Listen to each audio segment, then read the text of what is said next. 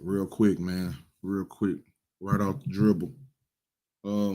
I just want to say shout out to everybody that's want to watching this right now. Everybody gonna watch this shit in the future. I do want to talk about a few things.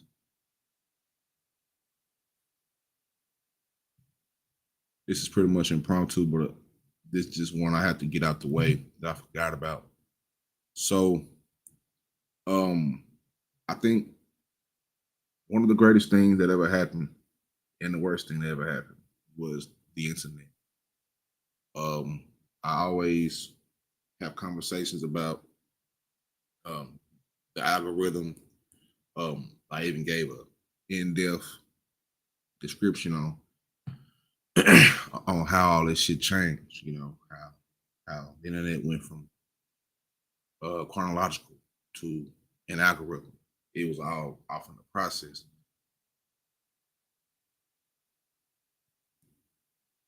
Recently, or better yet, in the past, I read a book called the Monahan Report, right? And then with doing my research, doing the science on that shit, I came across this other book that's way better than the Monahan Report, way more in depth by one of us in our culture, right? Put this shit on the screen real quick so y'all can cop this. You know, y'all get a chance to. Um, hold on real quick. Let me see the screen share. Dark Ghetto. Dark Ghetto is a hell of a book. Dark Ghetto is one of those books that you have to have in your library. You know what I'm saying? You have to have in your library, whether it's a digital library um, and in your physical. I'm working on getting out of my digital library, made them, to a physical. I gotta get a bookshelf, all that good shit too. So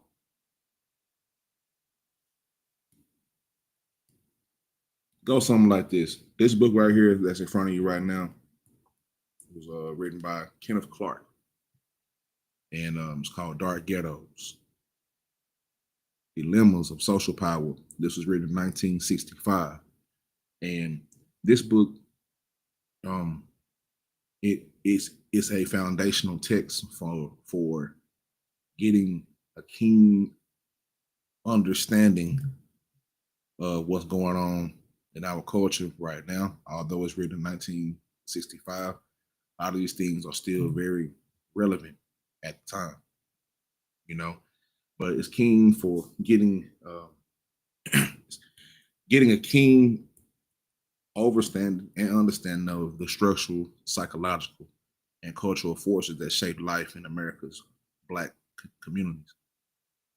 Through Kenneth Clark's analysis, it was pretty much centered on um, spatial and institutional confines of the mid 20th century inner city. Um, and many of those dilemmas he identified have taken on new contours in the age of social media. So this whole shit right here, I kind of had to correlate it to what's going on right now in the digital age. It's 2025.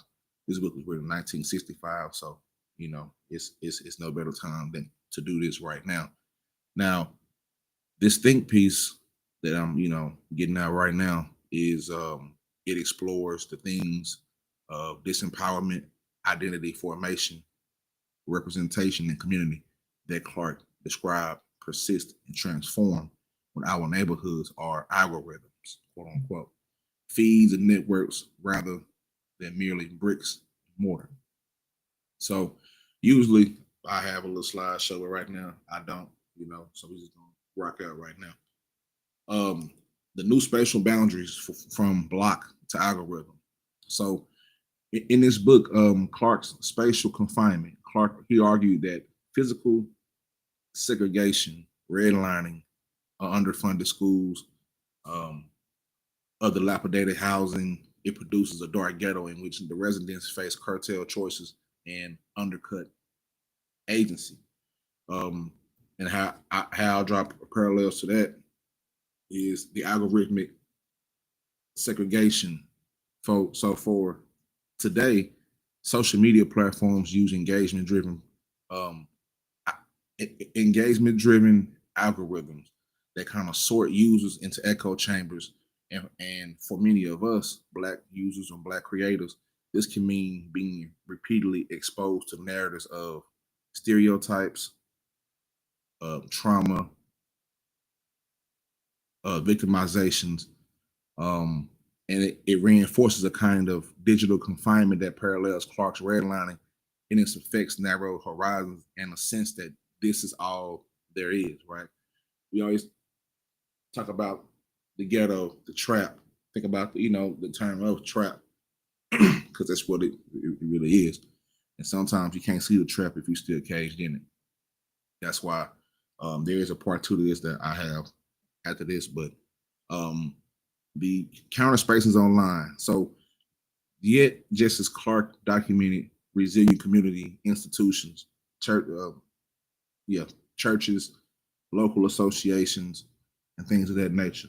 You're right. Digital affinities, Facebook groups, Twitter circles, TikTok subcultures, Reddit subcultures create virtual safe havens where Black voices set the agenda, share resources, and foster solidarity beyond geographical limits.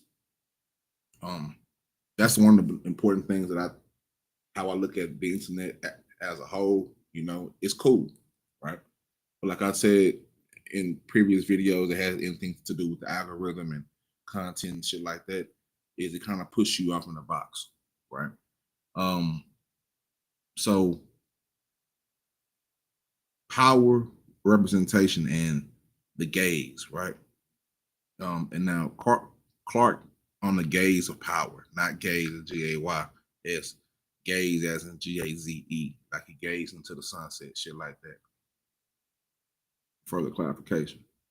Now, in Dark Ghettos, Clark he emphasizes how the dominant culture's judgments through policing and media and public policy and how they shape Black self perception. And in social media's double edged mirror, all of the algorithms, the feeds can amplify both empowering and oppressive gazes, right? So on one hand, the Black Lives Matter hashtag, it mobilized global visibility for racial justice. On the other hand, we know what they really did with their motherfucking money. You understand me? And the viral videos and Black suffering feed into a voyeuristic consumption, sometimes devoid of context or lasting structural change. So one thing that we have to do on this here internet is reclaim the narrative. So if you're a creator, if you're an influencer, if you are an um if you are an activist, yeah, that's what I want to say. If you're an activist, and us as everyday users craft counter narratives, curating streams of joy, creativity, and critique that challenge reductive media tropes. So this digital self representation, it echoes Kenneth Clark's call for Black communities to redefine themselves rather than be defined by outside powers. And that's the same thing that we have to do. Mind you, this book was written in 1965, so he was on ground zero. I think his research for this book, I think I want to say he was in Harlem. He was in Harlem, 1965 in Harlem. So that's the parallel that I draw it to when I think about how the internet is right now and how it's going to be off in the future, right? So my third point that I also wanted to get into is the psychological toll and the isolation and the connection. Kenneth Clark's his insight on the psychological stress or psychosocial stress rather. He documented that the mental health cost of living under continuous marginalization, right? The alienation, internalized inferiority, and the erosion of um, collective thinking, collective morale, community building, and shit like that. Now, on social media, think about the psychological toll, the psychosocial toll that this here internet has, depending on what platform you on. It don't matter. All of it's pretty much the same shit. Now, social media anxiety, modern parallels include comparison fatigue. You see somebody living their motherfucking life or what seems to be living their motherfucking life, and you keep comparing yourself to somebody else that's in a whole other place, whole other mindset, whole different life. Keep comparing yourself as if you guys have the same, you know what I'm saying, shit. And everybody's struggle and everybody's path is individual. God put this shit down to the fingerprint. Everything is different. There's nobody on earth with the same fingerprint, footprint. You feel what I'm saying? So the fear of missing out, the FOMO, and the distress of witnessing global injustices in real time. Black users disproportionately report encountering hate speech and microaggressions online, compounding offline stresses. If you go on Twitter, you can find you a good argument. If you for anybody that likes to argue, you know, you can go on Twitter, you can get you into a good argument. You can go on YouTube and get you a good argument. I personally think the arguments on Twitter, it's more of a Twitter is different because you get more of a different type of human being over there because you have to be a certain way over there. You can't be the same way you are on YouTube or on Twitter. They're gonna eat your ass alive. You know what I'm saying? On YouTube and other platforms that don't really reward free thinking and don't really reward having your own thought. You're not gonna last long if that's what you're used to. If you're just sitting there arguing about bullshit. Oh fuck. Simple as that, you know. But I think what's most important is that we have the remedy to it, and that remedy is digital solidarity, right? Online mutual aid forums, mental health communities, and shared storytelling circles that offer spaces to process trauma, celebrate resilience, and be able to organize support. Now, these are tools that Kenneth Clark um, he recognizes as necessary for the psychological survival. And I want you to key in on that word survival because I'm going to go further on that survival part within dark ghettos, albeit now in virtual form. Right now, 4 is cultural production and resistance. Now, Clark on the cultural creativity. Now, despite the oppression, Kenneth Clark he highlighted Black culture's vibrancy, music, art, religion, sources of meaning and cohesion. Depending on not dependent on, but in every period of time since it's been documented, right? No matter how hard the circumstances, we're gonna create a soundtrack to it. We're gonna create a culture. You know what I'm saying? Create culture around it, art around it, like we are as natural. We are a creative people. Some people use the creativity more than others. Some don't use it at all. Some just waste their fucking time walking around like a motherfucking waste this second motherfucking flesh. You don't even bother to try to create something that's bigger than you, or even try to be a part of something that's bigger than you. But most of all, be able to create something that's bigger than you. That's what's most important in this day and age. In as far as the content space is, yeah, it is dope that you have your own channel. This is basically how you gotta look at it. This is your own channel. This is your NBC, your ABC, your CNBC, your MTV, your VH1, your Zeus, whatever it is. This is you, and you should treat it as such. Um, depending on what lane you in, but you have to be able to, at least at one point of your life, in my opinion, um, try to create something that's bigger than you. If you have a purpose, you have to learn how to use that purpose and try to, go ahead and jump cannonball into the internet with your purpose in mind and just go. You figure it out on the way. You don't really have time to try to, I'm gonna wait till the right time. I'm gonna wait till it's never the right time. Something always going to be happening wrong. Something always going to be fucked up. You just have to go. And that's something that I experienced personally with doing content, first starting off with just strictly mental health content and trying to be a bridge to that, and now kind of branching out more to having more a critical analysis and commentary on things that will happen within our culture when I get to this point. When it comes to this show, the prescription, that's what it's about. You know, we analyzing cultural works, cultural arts, speeches, anything that I find necessary and um, important for us to know. And God has given me, just as He given you, the gift of looking at it from a different point of view. And I just feel like my point of view needs to be expressed in this way. And that's what's dope about the internet is music. The internet, as well as music, art, and religion, is you're given the opportunity to use the internet that you work hard for. You work hard for your piece of technology that you have to even stream this shit on the internet. The place that you have the internet in, you work hard for, so you might as well try to create something that's bigger than you. You feel what I'm saying? Because people that were before us, they work hard. Some of them died for just to have a word, or something, to be heard. So I think this is dope to be heard. But on the flip side of that, being heard is somewhat difficult, especially if you have a purpose.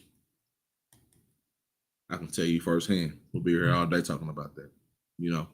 But like Nip said, shit, it's a marathon, and that's something that I live by. I think every human in a point in time gets caught up in the I'm missing out. I'm doing, what I'm saying, I'm not doing enough and all this. And you have to realize um that you have your own purpose, you have your own lane. You have to find out what you're here for, what you're here to do, and make sure you do that. My biggest fear is not dying. My biggest fear is dying without doing what God put me here to do. Dying without a purpose is my biggest fear. So once I realized what my purpose was and what it is, and going forward from that, since then I just been getting blessed. You know what I'm saying? Getting blessed with just being able to tap into a different source of power uh, within my family, um, and make sure that not only that I'm not that fucking off no time. I'm on my shit. There's a time for entertainment. There's a time to get to the business. And sometimes it takes a people. It takes a person who has the nuts and to be bold to do shit like this. Because in the day and age where everybody is doing whatever the fuck they doing some shit that don't even fucking matter. Well, I think we waste more time now than we ever have in human history. Everywhere you look is a distraction, it's an advertisement, somebody trying to say some shit, somebody trying to get you to, what I'm saying? So I think it's important to be a cog in that machine of bullshit. Like Kendra said, shit. There's a few real niggas, but it's not enough. A few real bitches, but it's not enough. It ain't enough. You really want one of the chosen few once you decide to do something that's bigger that could actually help people out. And I take pride in creating content people can actually get to, watch, and help in some type of shape, fashion, and form because it helps me too. The beauty of it is I don't know everything. That's the beauty of it. The beauty of it is that every single day until I die, I'm going to be trying to learn something. So I can squeeze that information down to my children and to the young people in my family, so they can be better than me. That's what it's all about. It's about making sure that you not only hand that torch off, first of all, being able to receive that torch, keep it lit, but be able to receive that torch, keep that flame, keep that flame busting, you know, keep that flame rolling, and then to hand out the torch to your younger generation with an even bigger flame, and they keep doing that further and further on. Shit that's gonna live way beyond your life. That's what it's all about, in my opinion. So think about it like this, right? We living here on Earth. Some say flat, some say round, some say square, some say triangle. Regardless of what you think what the fuck the Earth is. Some say it's a goddamn snow globe. Some say the Earth is like a motherfucking hubcap. We don't motherfucking know. But the beauty of it is, whatever Earth you feel like you're living on, is you have a chance and a choice. You have a chance every day and a choice. And once you get it with living, breathing life, you have a chance and a choice to do something that's way bigger than you. You feel what I'm saying? The audacity of some humans who live life and go through shit and not being able to um, transmute that into something that's positive. We need more positive influence. Just yesterday, I talked about how the influence of Ironheart, seeing a young black girl, young black genius, and seeing her as a representation, even taking the character away from the person. Dominique Thorne, she's a Cornell graduate. She's a part of an organization. She's a genius in her own right. It's important for us to uplift people like that. You know what I'm saying? Especially our women, because shit, you know, our women don't. Some of them don't understand that they are tools to break up the family. Some of them don't really get it. Like that's how far this shit is really set in. But that's a different topic on a different day. But the fact that little girls can see Dominique Thorne, see Ironheart, and like, okay, I can be an engineer. You know, look at Ironheart. She's putting together this. You know what I'm saying? She's putting together this machine that she reverse engineered Iron Man suit. Iron Man was born into billions of dollars. Ironheart was not. Ironheart was a little black girl from the south side of Chicago. You feel me? And she reverse engineered an Iron Man suit with no money, putting together suits from goddamn. Yesterday I was joking about her putting together suits from catalytic converters and rims and shit. You know what I'm saying? Whatever she can get her hands on, she gonna goddamn get to it. But the importance of that, the importance of positive music, the importance of art, and things of that nature, right? So in this digital age, meaning music and movements, um, social media democratizes cultural production. Protest songs go viral on IG feeds. You know, when it's anything that's going on that's, you know, when it got something to do with, you know, justice or injustice or things of that nature, means become um, commentary for politics, and digital art circulates globally. And these forms of resistance counteract the narratives of Black pathology by foregrounding joy and genius and collective memory. A lot of this shit is put here. I always say 98, somewhere at this point, I'm thinking 99, but right now, 98% of this shit that's put out on these social media platforms, that's put out through these frequencies, it's not made to help you out. It's made to fuck you up. It's made to keep you distracted from what's going on. Um, the attention economy as a battlefield, because everybody's battling for attention. And I always had a thought about that. I said I always talk to my pops about, you know, shit like that. And um, I think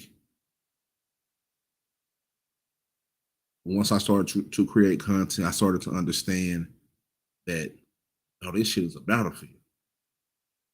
Like this shit ain't like you just, I'm just gonna create some content and just put it out here. You know what I'm saying? Like some people, they bump into shit. I think if you are putting content out here that means nothing, I think you're more subject to bump into some people that ain't about shit, because it's more ain't shit people than people that's really about something, really gonna stand for something, really gonna say something if they see something. You feel what I'm saying? A lot of folks just talk that shit. A lot of folks is not gonna do what we doing here, or do what, you know, really get to it, because they don't want to be seen as an outcast or shit like that, and that's cool. But for people who really don't give a fuck about what nobody else think about what they put out, what their content consists of, and it's made to help out the community, it's made to feed the community, it's a contribution to the community in a positive way. I think those people are the ones who have it the harder way, and those are the ones who need to be supported the most, and those are the ones who really need um a backing, all of the backing, financial backing, spiritual backing, mental backing. You need people gonna pray for you, you know what I'm saying, help you out with your vision and things like that, right? So the attention economy is a battlefield. And one of the first things I understood was, damn, it's me up against, like, it's really you versus the field. You know what I'm saying? Remember when they used to talk about golf, right? They'd be like, is it, you know, they used to be like bets, like is it somebody that's going, you know, is it Tiger Woods versus the field. That's how it really feel. Is you versus the field. Is you versus whatever the fuck is going on out here. Is you versus niggas like uh DJ Academics. Is you versus anybody out here. It's competition. Competition is for attention, right? Um, these brands, these corporations look at you not for what you're doing, but for how much attention that you can hold. You understand? That's why these advertisements are more popular than ever, because if you can hold a certain amount of people in there, um, then we're gonna slide some advertisements your way. You know, I'm not gonna tell you what it is. Sometimes you have a choice, sometimes you don't. But I think that's the biggest thing right now: the attention economy as a battlefield. It's a very dangerous battlefield. There's mines all over this son bitch. You feel what I'm saying? You put your attention to the wrong to the wrong thing, you'll find yourself lost. You know, you'll find yourself fucked off. So, however, these same platforms that amplify um, black creativity monetize it, and it's often without fair compensation, right? And this echoes Kenneth Clark's critique of extractive power structures. Cultural labor is celebrated superficially, even as the structural inequities persist. Everybody knows, think about it in sports terms, right?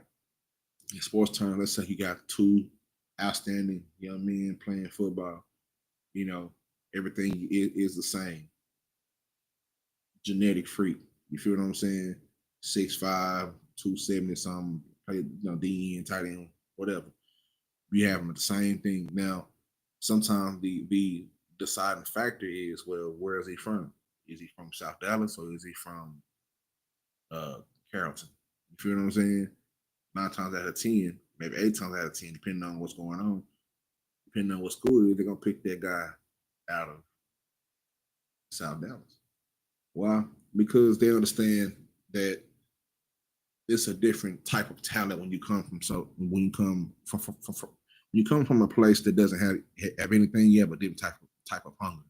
It don't matter what you do. It don't have to be sports. It can be anything from sports to becoming a lawyer into becoming a hustler or becoming the biggest Pokemon player, whatever it is. But these corporations, they understand that a lot of this great talent comes from the ghetto. It comes from the ghetto. It comes from not only the inner city, but the rural ghettos as well. You know what I'm saying? You'd rather have somebody from, a small country town or tough in a city than somebody from the suburbs, because that hunger is different. So these corporations, they understand that very, very well. Also with music, also with art and content and shit like that as well. Um, I think that is more, by design. Like I said before, it don't matter what area, what era we as a people were in, what situations we were in, whether it was, um, you know, cotton picking and whatever, we're gonna create some art out of that. Some way, somehow, somebody gonna create a song to get through this time. Some way, somehow, somebody gonna create a soundtrack to the era, soundtrack to the struggle, soundtrack to whatever we got going on. Somebody gonna create some art from it. I think that's this God given talent of us being a creative people. If you feel me, you know what I'm saying. So the corporations, they understand that, and they understand that now more than ever with this new shit, right? Think about what's going on right now in the digital age. Think about the Casanats and things like that. Like it's certain people who they know, this kid came from nothing, and this is that and the other, and he's gonna be a superstar, whatever, whatever. You know what I'm saying? Sometimes you got to play the game. Whatever game that you play is your choice. You know what I'm saying? But for a lot of us, growing up in these communities, areas, um, it's kind of a double-edged sword, you know, and it's weird. It's weird how the content space treats different types of content and how they go about it, right? And number 5 I have is toward digital empowerment and structural change. So one thing we must have is algorithmic accountability. Now, being an advocate for transparency and how feeds are curated, ensuring Black voices aren't algorithm. Let me get some water. God damn, algorithmically silenced or pigeonholed. Some may call it shadow ban. You know, Sometimes if you have a positive black voice, like I said before, you gotta fight harder. You gotta fight harder. You gotta work harder. You gotta find different ways to finesse the algorithm. You know what I'm saying? Um, that's one of the things that I applaud Aaron Magruder for, because when he was sitting out in that dorm room at the University of Maryland writing comic strips for the Boondocks, he found a way to bottle up what we go through in our culture and make it cute. You feel me? Make it cute. And that's what he did. He used satire as a tool, you know what I'm saying, to kind of give us a kind of a mirror of what goes on in our culture. And other people are great with this as well. Ryan Coogler is great with this as well. He does it through cinema and movies, and a lot of other people are great at it as well. Spike Lee, Ava DuVernay, John Singleton, and it's a lot of them out there. But whatever your gift is, and however you find a way to um, finesse the algorithm is very important. That what you have to do, straight up. If you're not going out here shaking your ass, if you ain't going out here, you know, getting butt ass naked on the internet, if you ain't out here doing no hoe shit, if you ain't out here doing no weird shit, no freak shit, you're gonna have to fight harder because they don't really want you. They set these algorithms up to fuck us over. Just like they redlined us into these communities, they redlined us in these and think about it, it's even worse with the internet because we still don't really know what the fuck the internet is. It's like trying to figure out how a motherfucking microwave work. You don't really know. I mean, you kind of know how it works, but you don't really know how. You don't really know if that shit got radiation in that shit. You don't put your hot dogs in there, them shit don't bust it down. You know what I'm saying? You don't put your noodles in there. Like you don't really know. You know, but you don't know. You know what I'm saying? Every other, I don't want to say every 3, 4, 5 years, it's something brand new. They just gifted us with the watered down version of AI. This shit just wasn't just like they're like, oh yeah, we just got it now. They've been having this shit for a long time. They just watered it down to give it to the public because now it's ready for use. It's ready for the human consumption at this point because we know what these humans gonna do with it. Now we're dealing with this bullshit where all of a sudden we're seeing AI niggas. I seen an AI video. They got the AI pastor out there. Like they got you bust down. Matter of fact, let me get to it. And a few content creators have talked about this, but I think I have to go further in detail about it. You know what I'm saying? Because that's his own little thing. But let me see something. Let me see something real quick. Let me see something real quick, man. Let me show you a video. Show you, I have to give you a visual. You know, I'm a visual learner as well. You know, since sometimes hearing it is cool, but god damn it, I gotta give you the vision. You understand me? So we got two videos here that I'm going to show. We're gonna play this off the screen real quick. Let's pop that open. Feel me? Let's pop that open. Welcome to the prescription. If you don't know what you're in right now, you're getting a daily dose, a weekly dose, a good dose of information, culture, commentary, trill shit that you never seen before. You're never gonna see it nowhere else. Welcome to the trip here. But now, this video right here. Major, being fine or breaking hearts? Communication. So I know how to shut down weak lines like that. Mind you, this is all AI. Now, what you need to do is you have to have a trained eye for this shit because I fuck with the AI. I use ChatGPT. I use DeepSeek. I use Gemini. I use all of it. It's a hell of a tool to use, and that's what it's for—a tool to use. Some niggas use Like, anyway, you have to have a keen eye for it. That's why it's very important for you to know what this shit is. Go and make you some shit. Just go and type in a prompt. You can copy a prompt and just type it in and see what this shit can do, right? This shit right here is AI. It got you bust down all the way to how you look.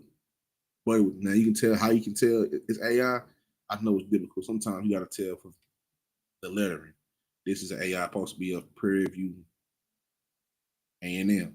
And you see these letters right here. It say what it say? Prairie View A&M. You know what I'm saying? Now, they got you bust down to your whole shit. Nike slides, Nike socks, like Nike flip flops, Nike socks. Your nose, nigga. Your chin, how you look, your facial structure, the do-rag on your hair. Look at Shawty right here. We're gonna get to it. Got down to the braid, little box, I think they call them box braids, all the way down to the motherfucking baby hairs. They got you bust down. They got you bust down already. They have you already. Sometimes we had the conversations about what they every other month it's we got a data breach here, a data breach there. We down to the fingerprint. I gotta open my phone. Every app now is biometric. Some phones have facial recognition. That shit goes to a database. That shit's hell now. How they shit get deep. But anyway, here we go. I'm trying not to go off on a tangent. Hey, so you spicy and smart. You just now. They got you bust down to your voice. You bust down already, my nigga. Noticing. They got you bust down to the body type. Look at this AI chick. She's fine as hell. Fine as hell. What do you think that the AI got there?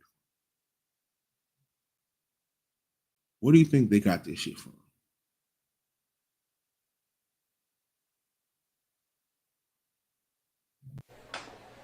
There you go. Jazz. Bust down to the ass, man. Bust down to the booty.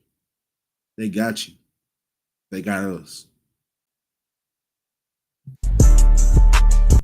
You seen the walk off.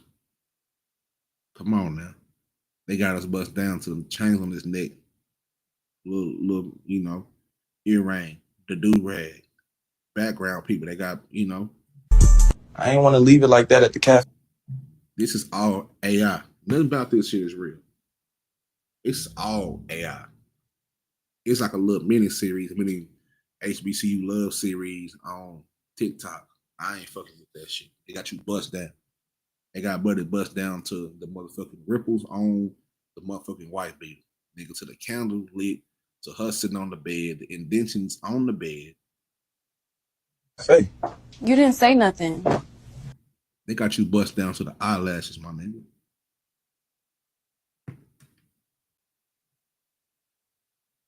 This shit is deep. You just watched me walk past. I ain't know what to say. I ain't used to opening up like that. But with you, it feel different. So what we doing, OZ? We talking just to talk? Or we trying to make this something real? Ain't no way your feet this soft. That's cool. Ain't no way your feet this off. Crazy work. This is all AI. They got us bust down, man, to the fan. When it get too hot for the fan. To the motherfucking lights in the room. Cocoa butter and priorities, baby. I could get Cocoa butter and priorities. Fuck out. used to this. Whose voice is that?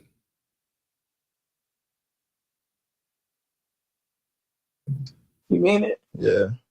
This feel like home. Down to the phone. Need help? Or are you trying to break your back before orientation even start? Boy, I can carry this whole bin and still make it look good. Bet. Let's see if you can keep up then. So what's your major, Ben? They got you bust down. But wait, there's more. They even asked, AI, right? You jealous of humans? this is, if anybody ever seen the niggas on the street, they be asking questions to random people. That's what they made. Shit's crazy. They got you bust down already. It ain't no fucking game. Jealous? Yeah, y'all get raw input direct to the back end. You jealous of humans? Nah. Y'all be 36 sad and still believe in timing. I run schedules. I don't lie to myself. It's not even jealousy, but like, Yeah. y'all date like viruses, messy, repetitive.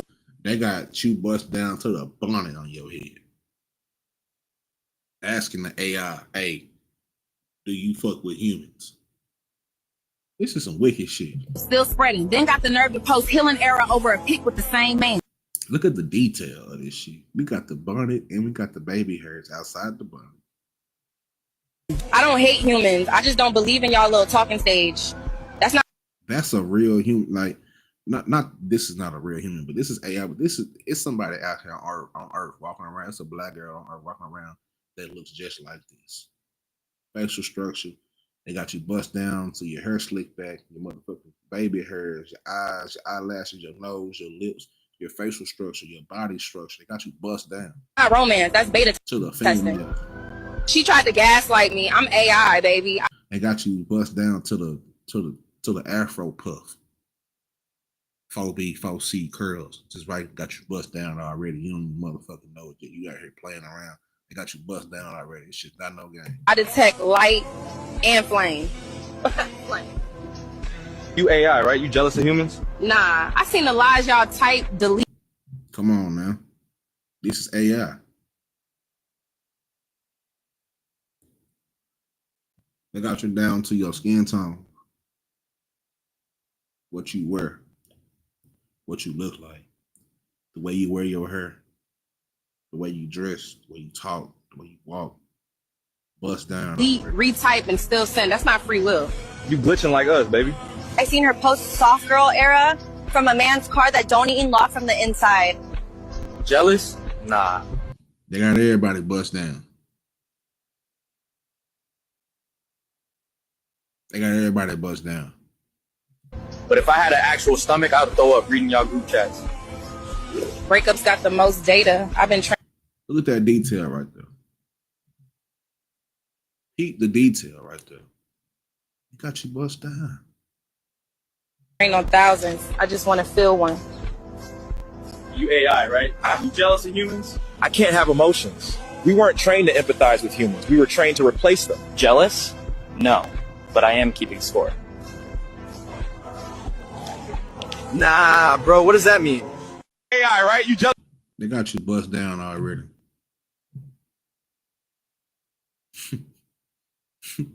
They got you bust down already. You feel what I'm saying? So when we talk about the evolution of the internet and all this shit, digital redlining and shit like that, you bust down already. They already got you. Now that they got your voice, they got how you look, they got what you wear, they got your facial structure, they even got your motherfucking voice, do you not think that they can use that as a tool to distract us and divide us more?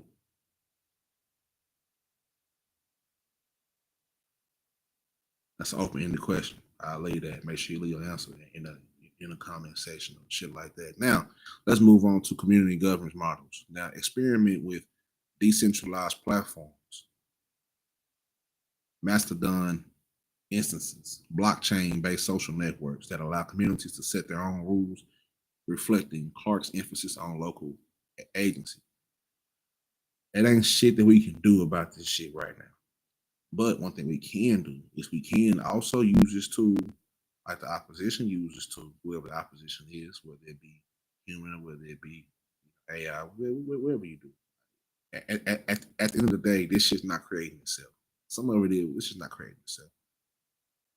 The same way somebody put the formula in for the algorithm, or it builds off of you, it's partially you and it's partially, whatever you're around your environment. I can look up something right now. I can look up this bottle of water I got right now. I can look it up on the internet. I can get on YouTube when the ad comes. It can be this bottle of water. The other day, I was looking up shit at the Puma store. I was online. Before I went live the other day, before the first ad, some Puma shit. It got us buzzed down. One thing we can do is be able to create and control our own platform. be able to create our own, you know, algorithms. It's important for us to get off in this game. Niggas is playing around like this shit. It's just fun. Oh yeah, it's fun. You can turn yourself into a gorilla, turn yourself into a motherfucking buffalo. You know what I'm saying? By all means, have all the fun, but understand what the fuck this shit is doing. This is going future. Years ago, I always noticed like the more and more every year, every month, every day that the worlds of fantasy and reality are being meshed more than ever. When Kendrick at the end of the Heart Part 5, when he was deep faking and morphing into Kobe and Nip and all them, that was to show you how deep this shit can get.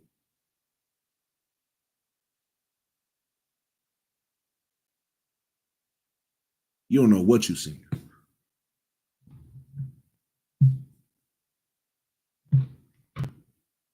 You know what you seen. So it's important for us to control this shit and get a hold of this shit and have people within this shit stop bullshitting and really understand like this shit is the next wave of fucking you over if you don't be careful.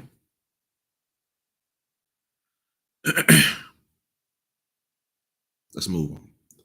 Media literacy is more important now than ever.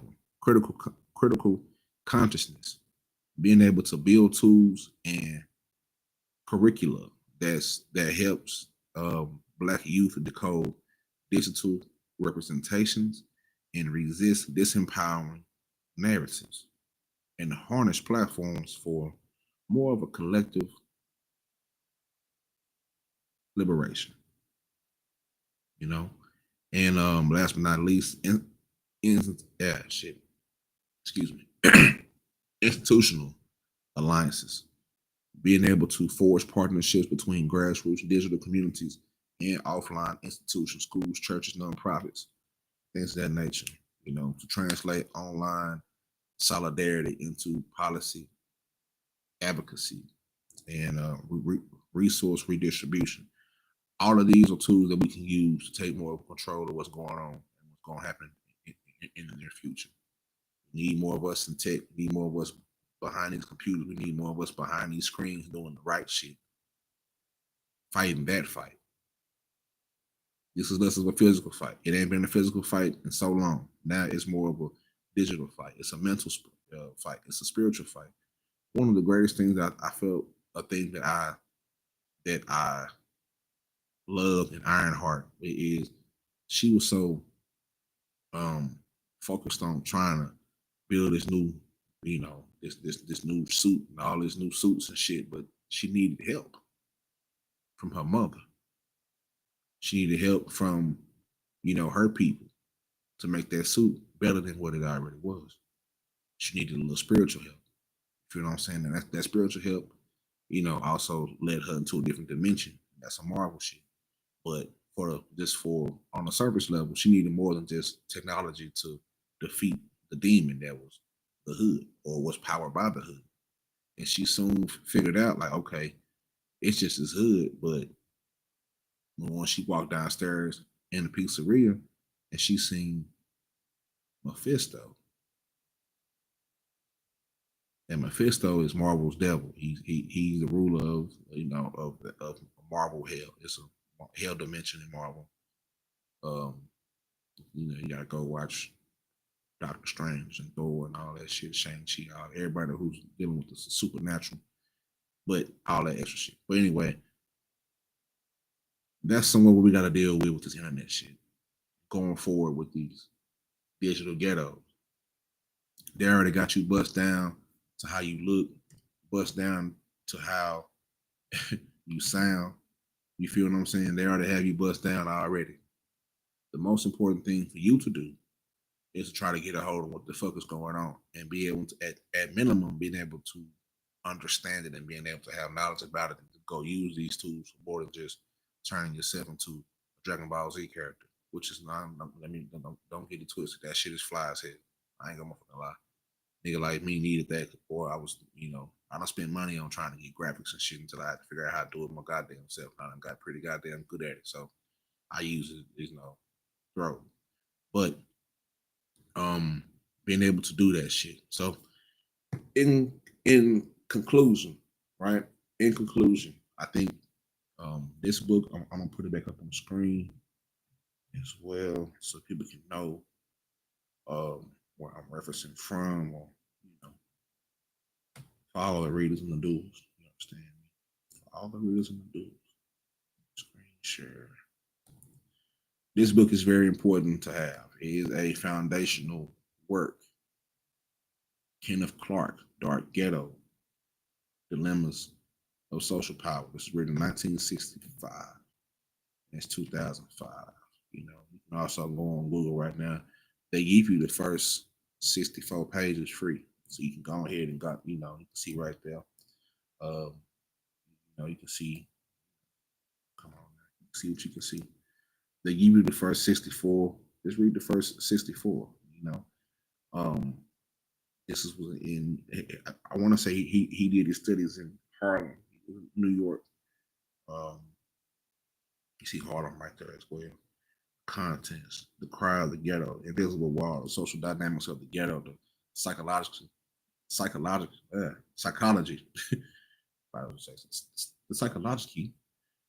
psychology of the ghetto, the pathology of the ghetto schools separate and unequal, the power structure of the ghetto, strategy for change, black and white, the ghetto inside, fantasy barrier, confrontation of the liberals, some pivotal realities. This is a dope piece of work, and I advise any and everybody, you know, to go ahead. You know what I'm saying?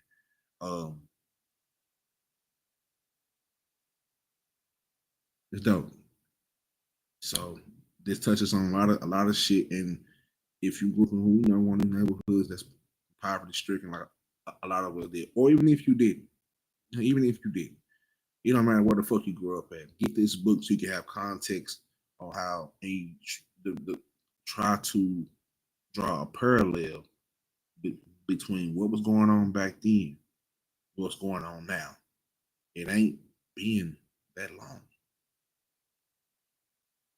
Kenneth Clark did a very extensive, immersive field research. He was in the middle of Harlem, New York, while going around boroughs. I think he was in Harlem the most. You know what I'm saying? And he's just busting it down.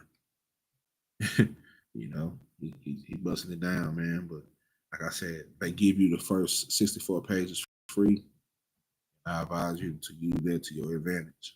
You know what I'm saying? I'm still finishing this book as well, but this shit is dope to me. And I read enough to where I can draw a parallel between what's going on for me and what's going on now. And not to mention that my pops he's in his 80s. So by the time this book got down surface, he was 65. He's born in 43. He was 22. 22 years old, 1965. So for sure, you know, make sure you go and you cop this book, you know, immediately, expeditiously. But to conclude this show, right at an hour, right where I wanted to be, because I know some of y'all got attention spans that ain't, you know, quite whatever. You sit there 4 hours and watch some bullshit. And that's something that we do. I am no exception to the rule. I sit there 4 hours and watch some bullshit before I catch myself like, wait a minute, let me let me go read a couple pages, let me go look at some shit. You know what I'm saying? Like, let me go feed my mind on some bullshit. It's kind of like liquor, right? You don't want to take too many shots without you know, getting you some water. Get some water. You know what I'm saying? Go get you some water, get you something on your stomach. You feel what I'm saying? Shit like that. That's how I look at it. But in conclusion, to digital ghettos, dark ghettos in a digital age, Kenneth Clark, Dark Ghettos sketched the contours of social landscape, defined by segregation, misrepresentation, and the psychological strain in the city. Now, in the social media age, those contours have been redrawn but not erased, just revised, updated. Like your phone got to update, your Xbox got to update, wherever you got that digital, it has to update. None of this shit has changed. The more and more that I go on through life, I realize ain't none of this shit changed. None of it has changed. It just evolved.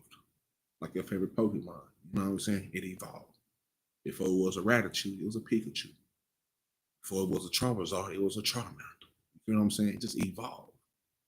You feel me? So our digital environments can replicate the dark ghetto by constraining visibility, curating narratives that reinforce disempowerment, and isolating us into an algorithmic silo.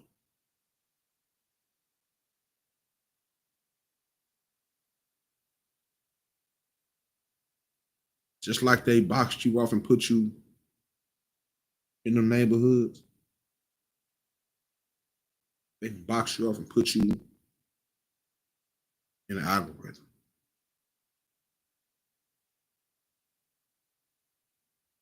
Box your ass off.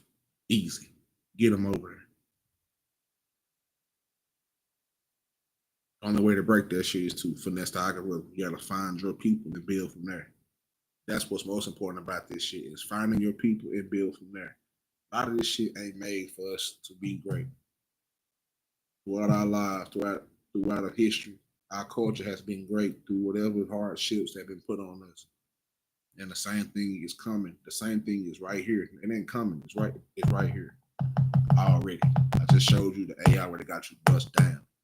It got you how you look, your facial structure, your skin tone, what you talk like, what you sound like, everything. They got you bust down already. So it's important for us when we get in these communities to do more than just he and ha. Get in that shit and build something. Try to get along with some people that's really about something and build and make something. You know what I'm saying? Because like I said before, just now, our digital environments can replicate the dark ghettos of America, of the world. Not just America, of the world. Of every color person that's around the goddamn world. Our digital environments can replicate the dark ghetto by constraining visibility, curating narratives that reinforce disempowerment, and isolating us in algorithmic silos. Yet, they also offer unprecedented tools for self-definition and cultural expression and mass mobilization.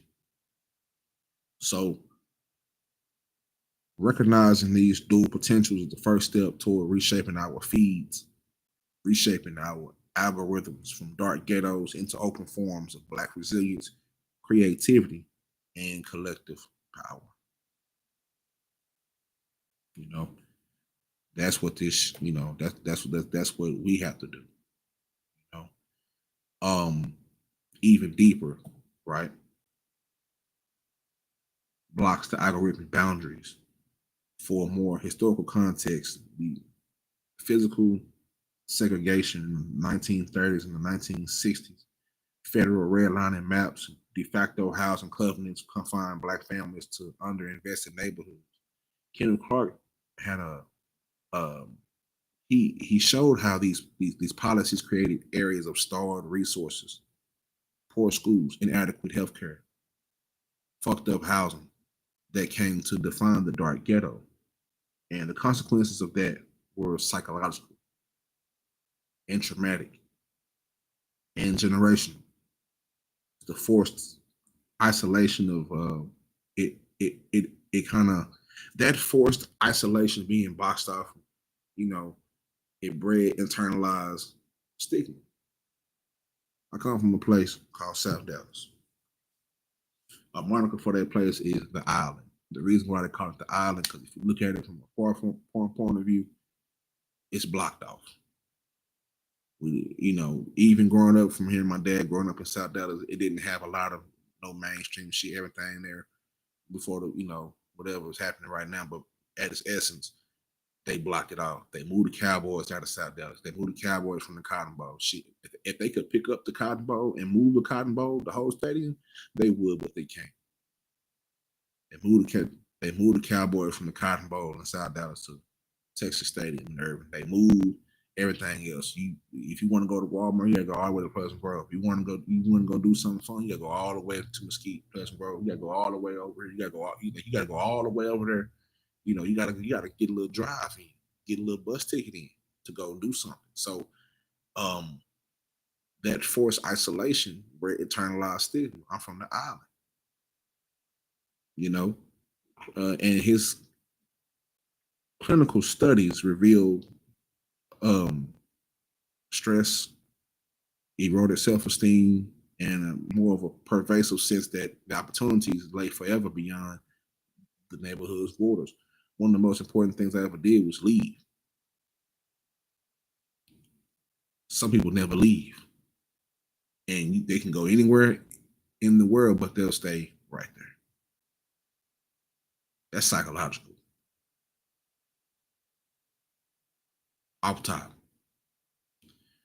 One of the greatest things that ever happened to me was my brother Sean going to the University of Michigan. Unlike, some of my peers, they never left until later, but at an early age, I was able to take them road trips and look at what's going on around me, be in Ann Arbor, look around and see that it's way more than just South Dallas. And that shit birthed the traveling spirit in me. That it's a lot more than just here. I love that place to death, but if you want to grow, you gotta go, and no way around it.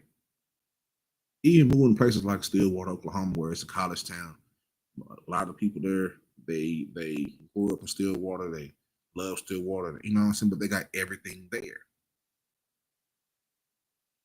I'm like, damn, Stillwater down there about the size of South Dallas down there in its entirety.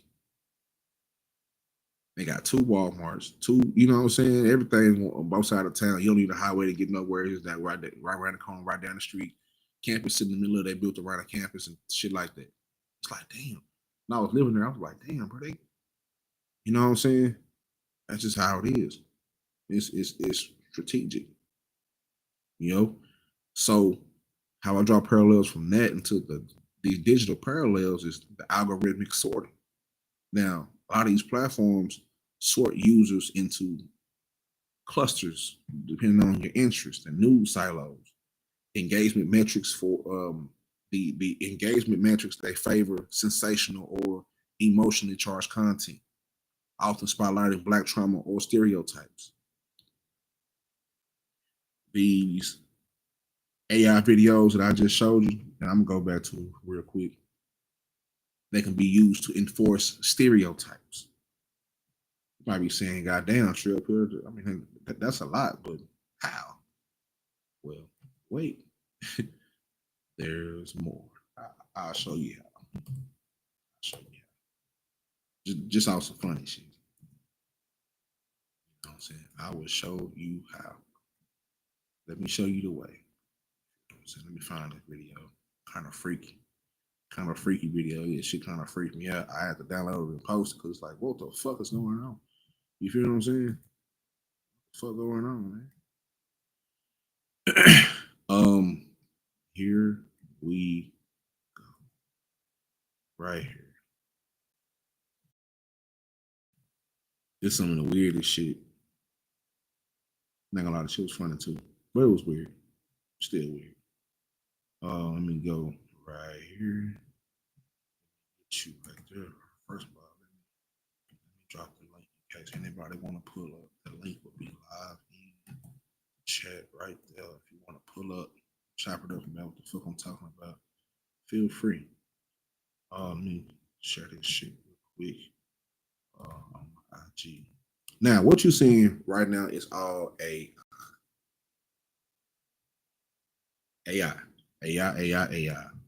Matter of fact, let me put okay, it's already on the bottom of the screen.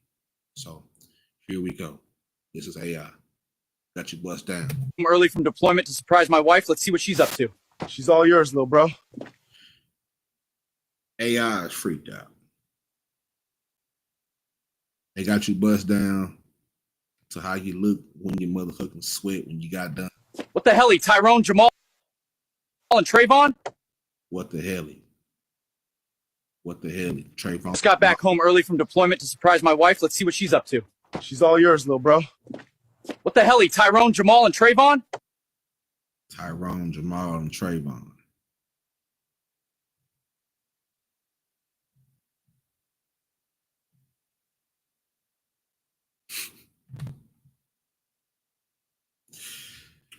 bust down. You understand what I'm saying? Just got back home early from deployment to surprise my wife. Let's see what she's. It's AI. This is the shit that say, man. So when I talk about the AI being used as a digital red line, another digital red line, other than the algorithm, other than these subsets and all this shit like that, right? It's just the physical barriers that's limited who you can, be on your block or whatever. Now this shit is worldwide now. You know what I'm saying? I guarantee you, it wasn't nobody black behind this. We don't be want to do shit like this. Not no, we don't. Who you think is behind this? What the hell? Is Tyrone, Jamal, Trayvon? Looking ass. So this is a different way they're going to use this to redline. They are using this right now to get you the fuck out the way.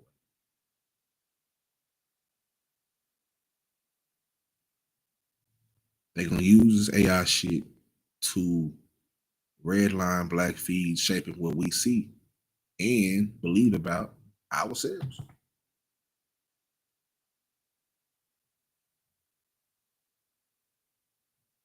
It's some multiversal shit right now. We're gonna watch some goofy shit one more time. She's up to. She's all yours, little bro. What the hell? Tyrone, Jamal, and Trayvon? Just goddamn busting down your AI bitch. You feel what I'm saying? Came out from putting dick all in your AI bitch, man. They got us busted.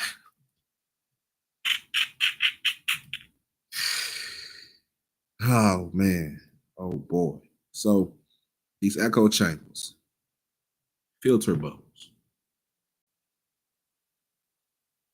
Just as physical barriers limited who you could meet on your block, right?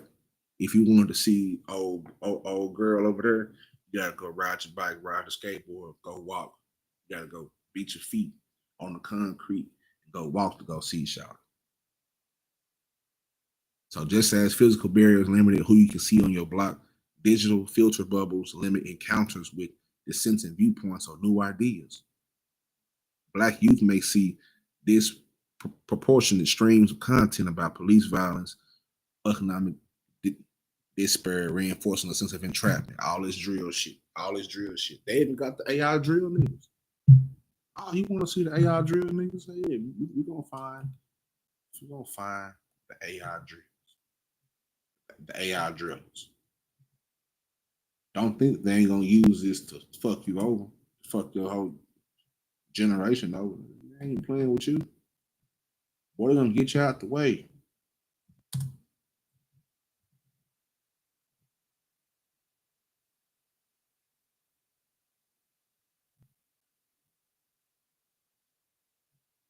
Can't find it right now, but you'll see it soon. Trust me. It'll be on your feed soon. Now, people can,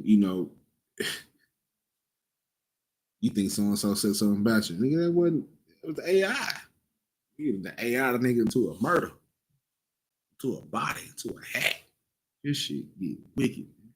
They got you bust down already. It's over with. Now, a more illustrative example, it was a study that found that black users are 30% more likely than white users to encounter hate speech on mainstream platforms. And yet the moderation algorithms respond inconsistently, leaving some harmful posts visible while censoring critical discussions. This selective visibility mirrors the uneven resource Clark documented in the 1960s. I think I've gone identified. Let me see. The battle over representation and narrative authority.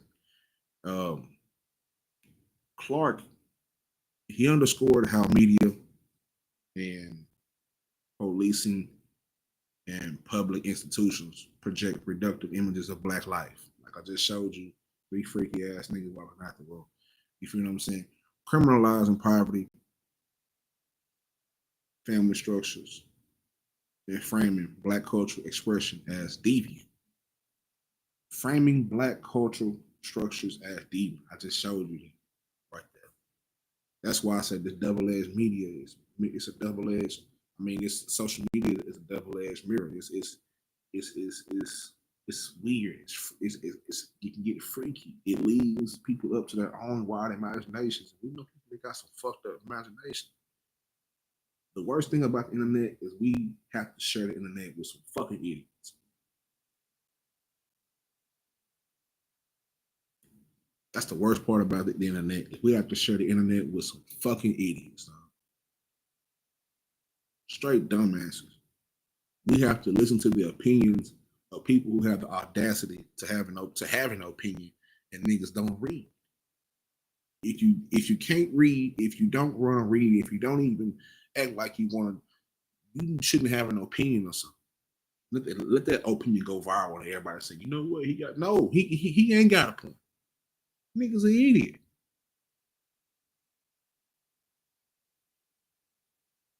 The fucked up part, that's why I say it's a double-edged sword. The cool part, everybody has a voice. The fucked up part, everybody don't need a fucking voice. Some of y'all was good where the fuck you was at in your little corner.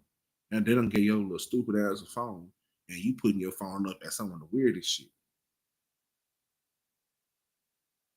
You may be outside, Mitch has socks on, going to the store.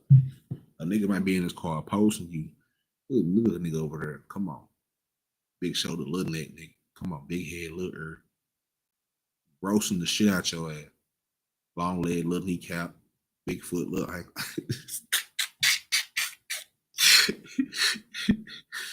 Big eyeball, little eyelid. You know what I'm saying? Little nose, big nostril.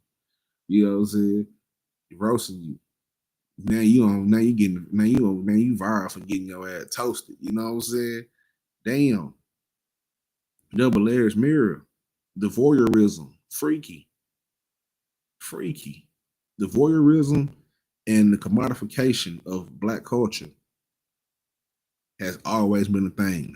It's always been a thing. Viral videos of Black suffering, whether police brutality or personal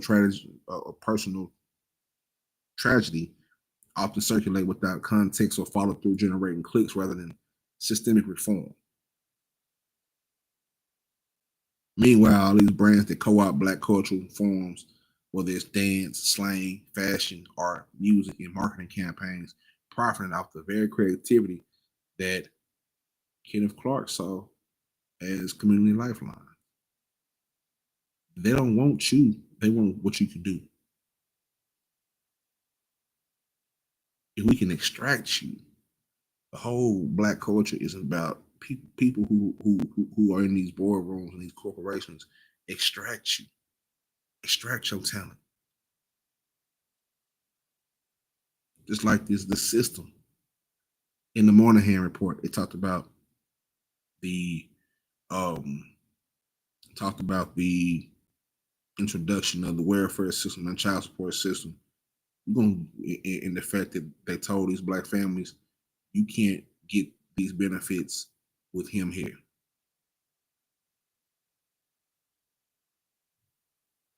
So Uncle Sam is your daddy now. But not only is he not being here, we're going to extract your sources. We're going to make sure that he's tied up in this system. Shit's fucked up. Let me fall off or do something or get jammed up or something. My whole life gonna fall apart. I'm gonna lose everything. CDL, car, everything. Price on my head right now.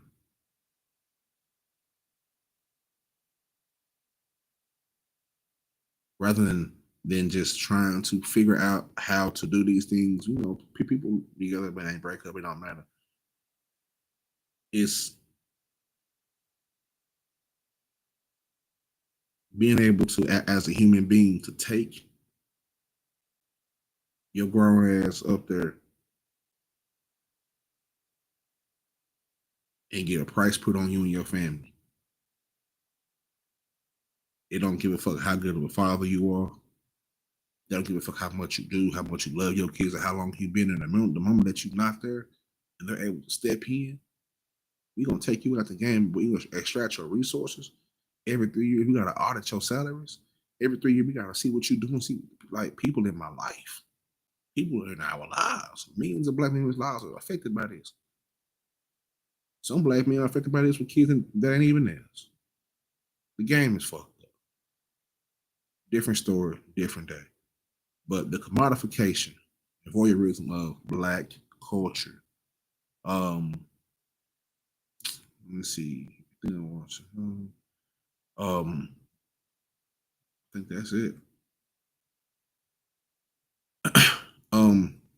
No, it's not it. I lied. It's not it. It's not it. So this will be it. I'm gonna get over here. It's time to play video games. But the conclusion from all this, right? I was gonna go more in depth, but I think I'm gonna say that for a different show. The plug this in. The conclusion, the second conclusion. I had the first conclusion for the first part. The second part, I went ahead and did them together. So making good time. Be out of here by up under hour and a half. But Kenneth Clark's Dark Ghetto. Let me put this back on the screen. So you know what the book looks like. I'm always gonna show you the source. I can tell some of y'all never wrote no essay before. Y'all never cite y'all sources where you get the information from. Where is your source, brother? You never had to talk to the Hebrew, the Israelites, and Muslims walking down the street. You never talked to them brothers before. You never cite your source. You got to cite your sources, brother. Oh, what they said, they're gonna ask you, well, brother, who is they? Who was they? What is they? And how would they gonna get to it? They're gonna get to it. It's a question behind a question. It's like peeling and layer back on an onion. It's beautiful. But Kenneth Clark's Dark Ghetto was more than a sociological study. You know, it was more than a psychological study. It was more than a psychosocial study. It was a warning. It was a roadmap. It showed us that ghettos were not natural. They were manufactured, constructed deliberately through policy, reinforced through media, and sustained by systems designed to keep Black potential boxed in. Now today, through the buildings have changed, and though the structures have changed, the buildings have changed, and the blocks have gone virtual, the structures of control have simply adapted. The algorithm has replaced the zoning map. The For You page has become the new fenced-in project. Digital spaces, once hailed as some great equalizers, now mirror the same inequities Clark chronicled: hyper-surveillance, overexposure, underrepresentation, and a deep psychological toll. But just put that back on the screen. Just as Clark saw sparks of resistance in organizing mothers, the radical teachers, and the neighborhood artists, those same sparks are flaring online, from viral mental health check-ins to digital groups and people organizing that topples city policies, and the Black community is no longer just thriving. I mean, it's not thriving, but it's no longer just surviving the feed. It's reshaping the feed. Feel me? We are hacking the system with creativity, flipping the gaze on this motherfucking forehead, reclaiming narratives, and planting the seeds of freedom in every algorithm glitched corner of the internet. But still, the stakes are high. And if those stakes are left unchecked, the digital landscape threatens to replicate the worst parts of the physical ghetto, the endless loops of violence that we see every day with these drill rappers and senseless killings and senseless murders on the internet, scarcity,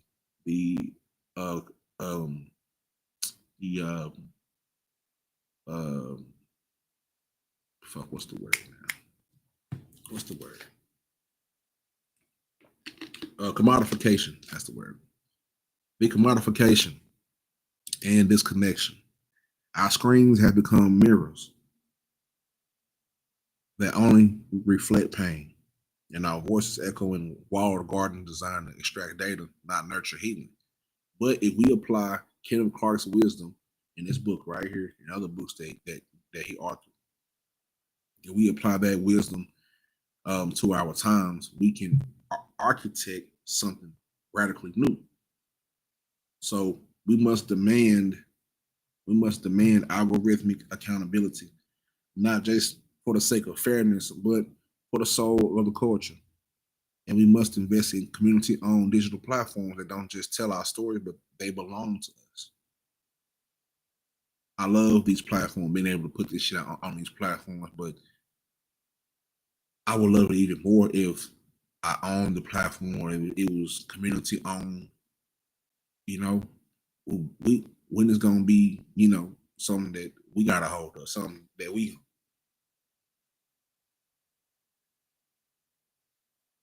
in our algorithm, not YouTube's algorithm or Facebook's algorithm or IG's algorithm or Twitter's algorithm. We don't own none of these spaces that we spit on our hearts to, that we work so hard to get monetized just for them to take 40% off the fucking top. Fuck that. We need it all. All money in, no money out.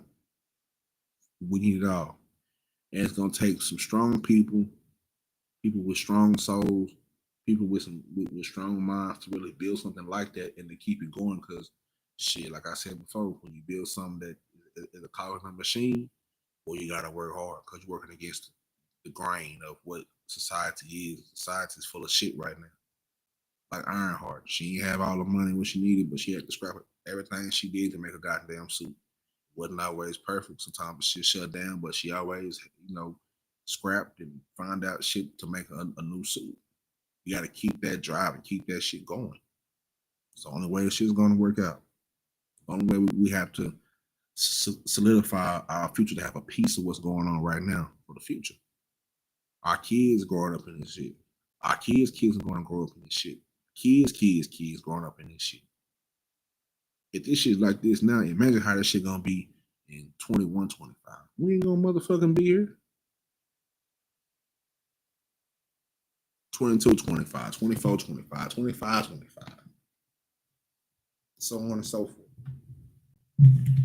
But like I said before, we must demand algorithmic accountability, not just for the sake of fairness, but for the soul of the culture. We must invest in community-owned digital platforms that don't just tell our story, but these stories belong to us, and we must teach our youth that their value isn't in going viral. It ain't like your value isn't virality or visibility, but your value is in your vision, your purpose, your legacy, and your truth. We have to tell our youth that you can't keep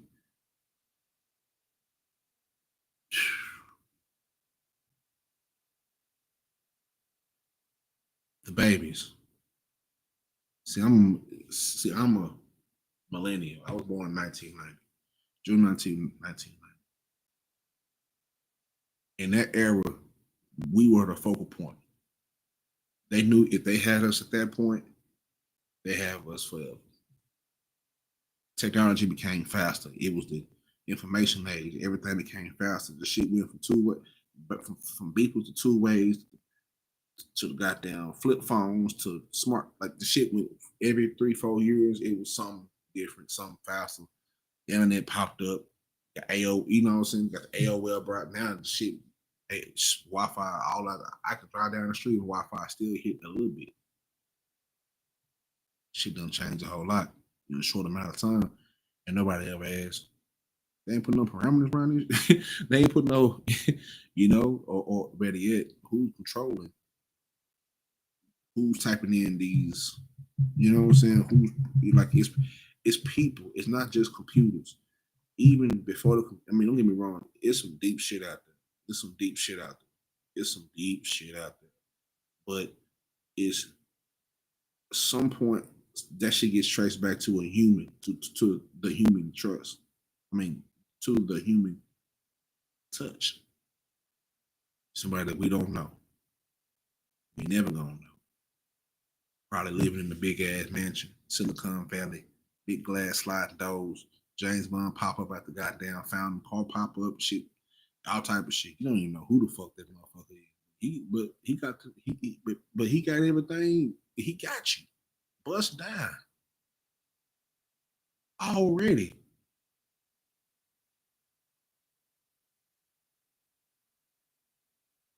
Our stories, our culture, our trauma, our triumphs. Got it bust down. So we must teach our youth that their value isn't in virality or visibility, but it's in having a vision. It's your responsibility to have a vision. As a parent, it's your responsibility to nourish your child's vision. They're gonna bump their head like we bump their head. I mean, like, they're gonna bump their head like we bump our head. Whether they have something special about them, nourish that shit. That's God given. Nobody can take your vision. They can just distort it. They can't take it. Legacy, leaving one, starting one, breaking cycles, and truth.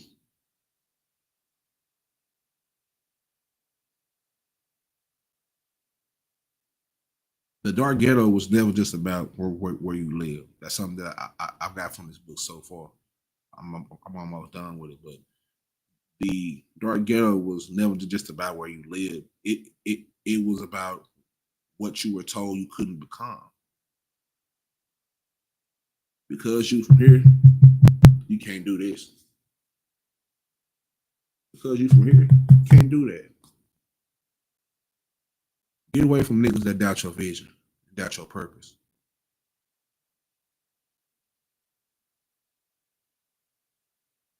Get away from it.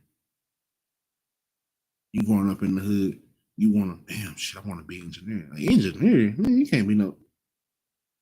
Everybody that ever had a vision, ever had a creative mindset, or ever has had a talent, has experienced that before. You can't be no motherfucking astronaut. You can't be no motherfucking engineer. You can't be no motherfucking content. You can't. Nigga, who you think you are? Who you think you are that you think you're greater than us and everybody else that you see yourself as something? Like, that's some evil shit. That's some deep evil shit. So the Dark Ghetto was never about where you lived. It was about what you were told you couldn't become. And so in today, in the age of hashtags and hyperlinks, the fight is no longer just for geography. The fight is for your motherfucking imagination. It's bigger than where you stay now. They don't give a fuck where you stay now. They can reach you wherever you at. Wherever you at, even if they think you inside, you not. Some seeing you. Some got eyes on you. Something has eyes. Like something has eyes on you. Everything has eyes on you. Flock cameras, camera on every goddamn every intersection. Business camera. Everything has eyes. Now.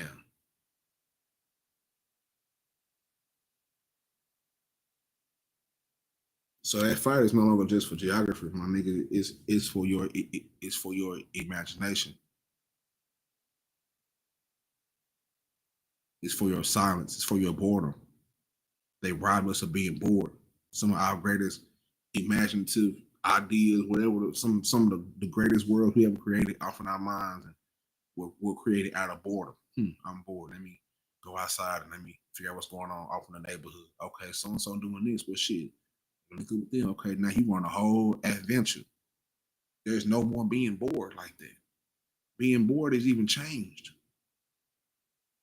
to the point where even if your kids are around, take them kids, you gonna spend $300 on a motherfucking trip.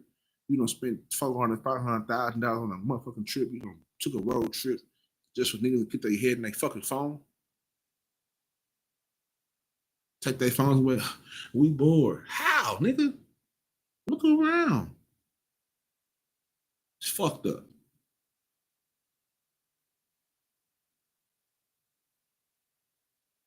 It's fucked up. How many times as parents you done took your kids out to some fly shit? Oh, you don't get, yeah, you done got your little money together. You done got them, took the kids to do some fly shit. You adding the back kid on their motherfucking phone. Give me all the motherfucking phone. Look up, look around, feel the grass, smell the air, taste it, taste the air, taste it. Pick you up a rock, throw that motherfucker. There ain't nobody on call. Just throw that. This the feeling of just being a human being is being lost. They robbing us from it. They robbing us for our imagination. They robbing us for our creativity. They robbing us for our boredom. They robbing us of being human. To keep you boxed in. All that COVID shit that happened. Keep you boxed in. Oh, now we know. Okay, we can do this shit. Yeah, okay, well, shit. We don't need this no more. Shit. Cut these jobs off. We don't need you here no more. Shit. Bye. But peace, nigga. We don't need all this. We don't need all this no more. We know now we got the technology to come and take the place of humans.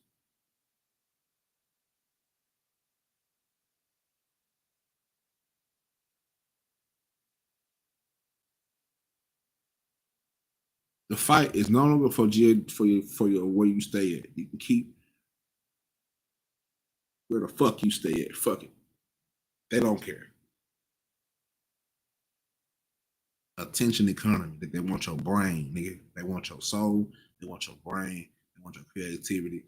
They want you to be logged in 24/7, 365, 366 on the leap year. Never stop, never. And they want your kids to do the same thing as well. They want your kids more than they want you. They already got you. They already done had you, nigga. They already got you fucked up in the mind what's important and what's not important and what's now they want your babies. They can get them at a young age, they'll have customers forever. Same way they got us. The shit didn't change. Just evolved. The fight is no longer for your geography. It's for your imagination. It's for the power to see ourselves beyond the constraints of a broken system and to build our own.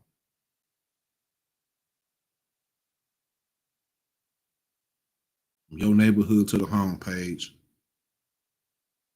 from the housing projects, from the ghettos of America, the ghettos of the world, to online platforms, revolution continues. This time, we have to control the motherfucking narrative. There's no other way. There's no other way.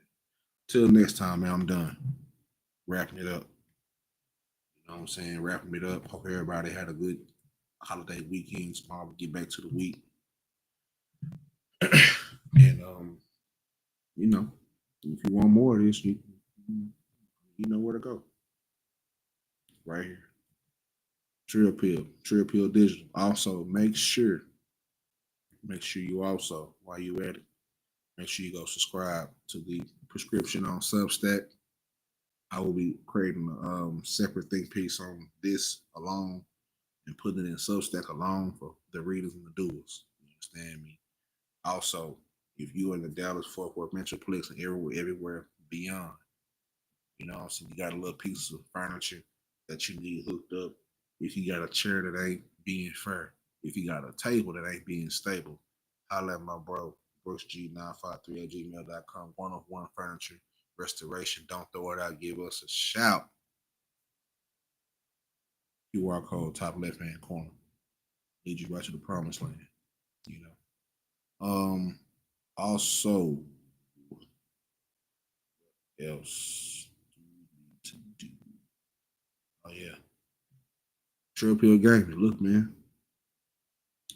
The gaming season is among us. I'm not doing this. I'm not doing my research and not trying to find ways to, you know, put some fat on my brain and our brain. I'm not trying to create conversations around important shit that I feel like that's dope. I'm on the goddamn game. I'm in the motherfucking game. So make sure you log in. Make sure you tap in Trill Pill Gaming on Twitch and YouTube. The new page is up on YouTube. I only got 3 subscribers. Y'all go ahead and get to it. We post some content on there. College Football 26 coming out next week. I will be in the building on Thursday because I ain't paying the extra money for the extra day. That got me fucked up. I don't do anything else with my team. So come holler at me on Thursday. You know, I'm trying to shape up a more immersive Road to Glory series and more immersive Dynasty, trying to really put it together. So make sure you hop in, and we can also have them talks on Twitch as well. You know what I'm saying? Hop into Trill Pill Gaming and tap in with me as well on the YouTube and on everything else. And then that's it. That's it. First algorithm, man. You know what the movement is. Simple as that. In the meantime, in between time, I'm gone. Y'all have yourself a good Sunday meal. Shout out to everybody out there. Shout out to everybody wherever you're from. Hopefully you can use this information. Send it to your family to have conversations about it. That's what this is for. And just to look at it, watch. And it's just for us to have a conversation. The more times we have a conversation, the more we can build something that really means something. Take control of our narrative and keep control of our narrative. You know what I'm saying? To keep that flame lit, man. I'm your host, Trill Pill.